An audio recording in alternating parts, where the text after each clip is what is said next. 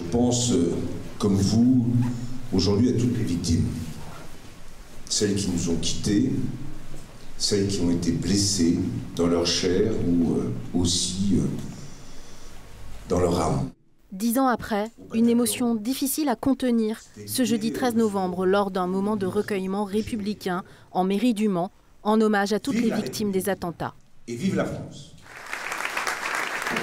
Le 13 novembre, on a eu à faire face à des attentats d'une gravité sans précédent, exceptionnel, avec plus de 130 morts, 400 blessés, des mitraillages à la Kalachnikov dans les rues de Paris. J'étais porte-parole à l'époque, j'étais au Stade de France. Je me souviens de cette rentrée du Stade de France dans la ville de Paris, dont on sentait encore, compte tenu du fait qu'on avait comme information qu'il restait 1 ou 2 terroristes en liberté, dont on sentait la menace.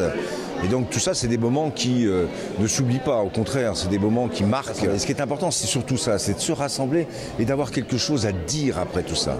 Pas simplement rester avec ses souvenirs, mais surtout de porter un message pour qu'on ne revive pas et qu'on n'accepte pas ce qui était inacceptable. Moi, je reste extrêmement convaincu et absolument attaché au message républicain. On doit respecter toutes les consciences et toutes les religions. Et ça, c'est un élément structurant de la République.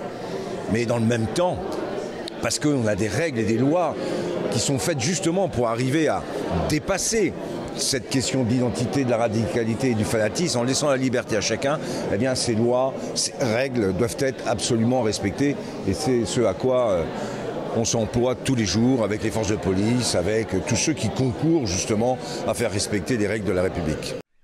Une minute de silence sera respectée ce jeudi 13 novembre également lors du conseil municipal du Mans.